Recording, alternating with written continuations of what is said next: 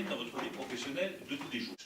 Je pense que c'est juste, c'est cohérent, et ça permet d'avoir des salariés. Tous ces dispositifs, on va y revenir dans Pacte, visent à une seule chose, vous permettre de grandir, d'investir, de mieux vous financer, et d'avoir plus de liberté dans votre développement économique. Il faut que les salariés soient correctement rémunérés. Et le travail doit payer.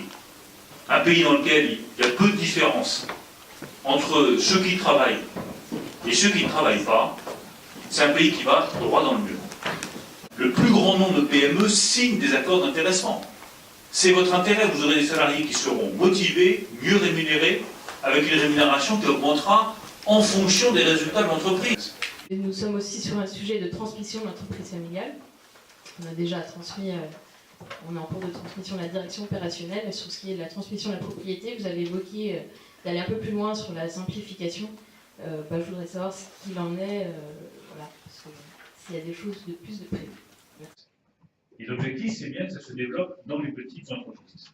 Sur la transmission, nous avons simplifié le pacte Dutreil, ça fait partie des mesures de pacte, et j'ai toujours dit que nous évaluerions les résultats de pacte, et s'il faut aller plus loin, et vous estimez, puisque vous êtes en voie de transmission, qu'il y a encore des difficultés, des propositions à faire, et qu'on peut encore améliorer la simplification du pacte Dutreil et l'assouplissement du pacte Dutreil, j'y suis prêt.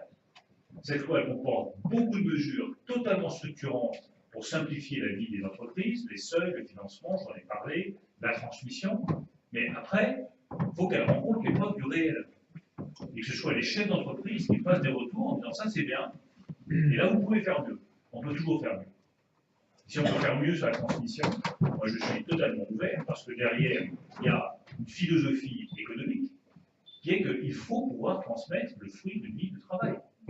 Et que je préfère le capitalisme familial à un capitalisme financier où des entreprises très performantes, des petites PME très performantes, seraient reprises par des investisseurs étrangers.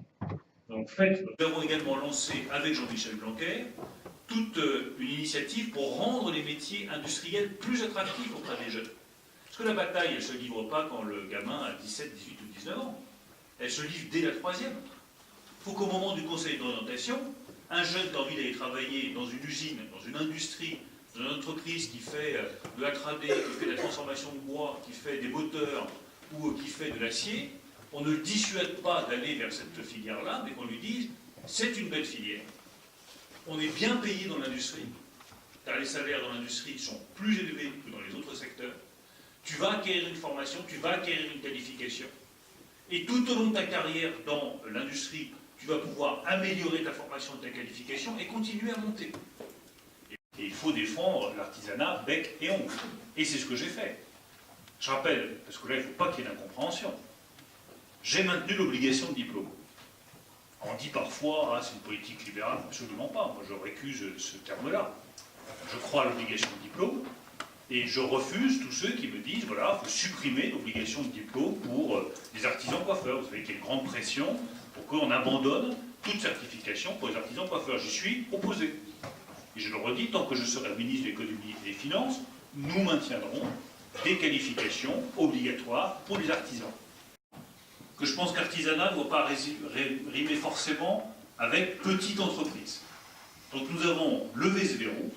Vous pouvez avoir désormais des entreprises qui ont 60, 70, 100 salariés et qui seront considérées comme des entreprises artisanales. Et je pense que c'est la plus belle reconnaissance de ce qu'est l'avenir de l'artisanat en France.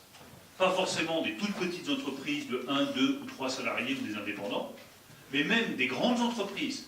Par exemple, de la verrerie, de la cristallerie, avec 70, 80 salariés, c'est de l'artisanat.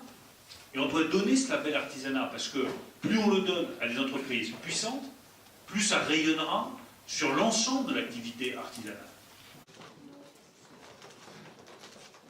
Allez,